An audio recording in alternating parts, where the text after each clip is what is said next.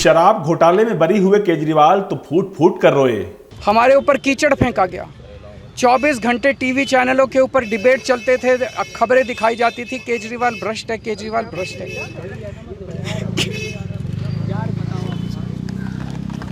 आप बोली, आखिर सच सामने आ ही गया।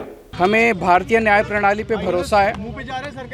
मैं जज साहब का बहुत बहुत शुक्रिया अदा करता हूं, जिन्होंने हमारे साथ न्याय किया, सत्य की जीत हुई। आप बोली, आखिर सच सामने आ ही गया। खूब बदनाम किया गया, जितना बदनाम कर सकते थे किया गया, लेकिन अंत में सत्य की जीत होती है। और आज सबके लिए एक बहुत खुशी का और भावुक पल है, खासतौर से केजरीवाल जी के परिवार के लिए, हम सबके परिवारों के लिए, हमारे समर्थकों के लिए। दिल्ली के पूर्व सीएम अरविंद केजरीवाल को कोर्ट ने एक्साइज पॉलिसी मामले में बरी कर दिया तो आपने कहा आज सत्य की जीत हो गई। अरविंद केजरीवाल, मनीष सिसोदिया कट्टर ईमानदार और आम आदमी पार्टी भी कट्टर ईमानदार। अरविंद केजरीवाल की पत्नी सुनीता केजरीवाल ने भगवान का शुक्रिया अदा किया। कहा अरविंद जी ने जिंदगी ईमानदारी से बिताई, भरोसा था कि सत्य की जीत होगी। पिछले कुछ सालों से भारतीय जनता पार्टी जिस तरह से शराब घोटाला कर रही थी और हमारे ऊपर आरोप लगा रही थी, आज कोर्ट ने सारे आरोप खारिज कर दिए और जितने भी एक्यूज्ड थे सबको डिस्चार्ज कर दिया। हम हमेशा कहते थे सत्य की जीत होती है। हमें भारतीय न्याय प्रणाली पे भरोसा है। मैं जज साहब का बहुत बहुत शुक्रिया अदा करता हूं। अरविंद केजरीवाल की पत्नी सुनीता केजरीवाल ने भगवान का शुक्रिया अदा किया। कहा अरविंद जी ने जिंदगी ईमानदारी से बिताई, भरोसा था कि सत्य की जीत होगी। सबसे पहले मैं ईश्वर का धन्यवाद देना चाहूंगी। इस दुनिया में चाहे कोई कितना भी शक्तिवान हो जाए, लेकिन ईश्वर की शक्ति के ऊपर नहीं हो सकता। मैं जज साहब का भी धन्यवाद देना चाहूंगी, जिन्होंने इतनी हिम्मत दिखाई।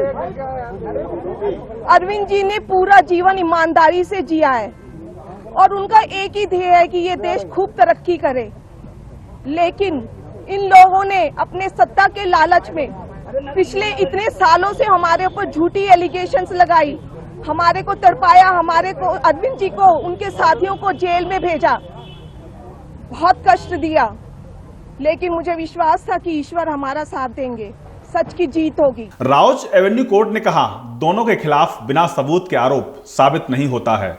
आबकारी नीति के निर्माण में कोई व्यापक साजिश या आपराधिक मंशा नहीं थी।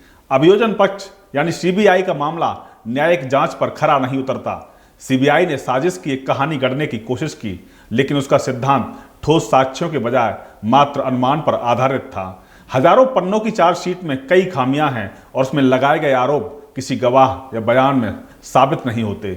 चार्जशीट में विरोधाभास है जो कथित साजिश की पूरी थ्योरी को कमजोर करता है। केजरीवाल का नाम बिना किसी ठोस सबूत के जोड़ा गया। जब मामला किसी संवैधानिक पद पर बैठे व्यक्ति से जुड़ा हो तब बिना पुख्ता सबूतों के आरोप लगाना कानून के सिद्धांतों के खिलाफ है। इस पूरे मामले में सीबीआई ने कुल 23 लोगों के खिलाफ चार्जशीट दाखिल की थी। कोर्ट ने सभी के खिलाफ आरोप तय करने से इनकार करते हुए सभी को बरी कर दिया है। ईडी के दम पर, सीबीआई के दम पर जो सत्ता में बने रहने का षड्यंत्र रच रहे थे, वो षड्यंत्र नाकाम हुआ। कोई भी विपक्षी पार्टी का नेता अगर ईमानदारी से काम कर रहा है, आम आदमी पार्टी कट्टर ईमानदारी से काम कर रही थी, और नरेंद्र मोदी जी ने ईडी और सीबीआई का इस्तेमाल करके हमें जेल में भिजवा दिया। क्या मिला उनको? आज देश पूछ रहा है उनसे कि भाई क्या मिला आपको? एक शिक्षा मंत्री काम कर रहा था, दिल्ली की जनता ने उसको चुना था। एक मुख्यमंत्री काम कर रहा था, दिल्ली की जनता ने उसको चुना था। आपने क्यों जेल भिजवाया उसको? आज नरेंद्र मोदी जी से देश पूछ रहा है। ऑनरेबल सुप्रीम कोर्ट ने पहले ही कह दिया था इस केस की सुनवाई करते हुए कि ये केस 2 क्वेश्चन नहीं झेल पाएगा ट्रायल में, और आज ऑनरेबल जज ने बहुत सटीक तरीके से बोल दिया कि ये केस ट्रायल के लायक नहीं है।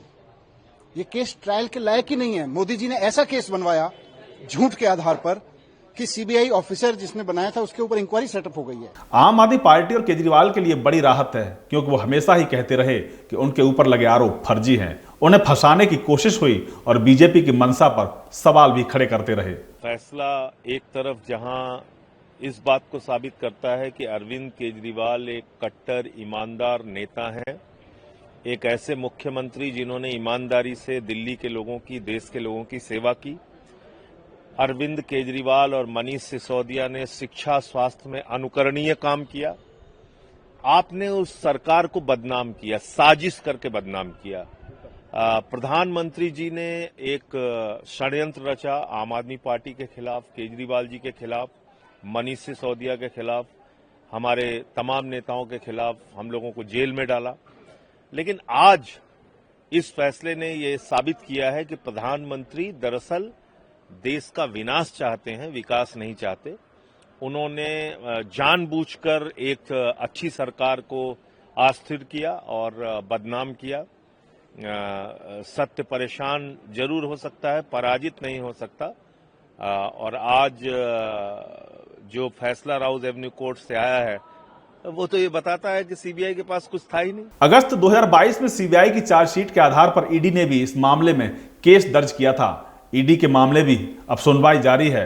ऐसे में कयास लगाए जा रहे हैं कि सीबीआई मामले में केजरीवाल समेत अन्य लोगों के बरी होने के चलते ये सभी ईडी मामले भी अब कमजोर पड़ जाएंगे।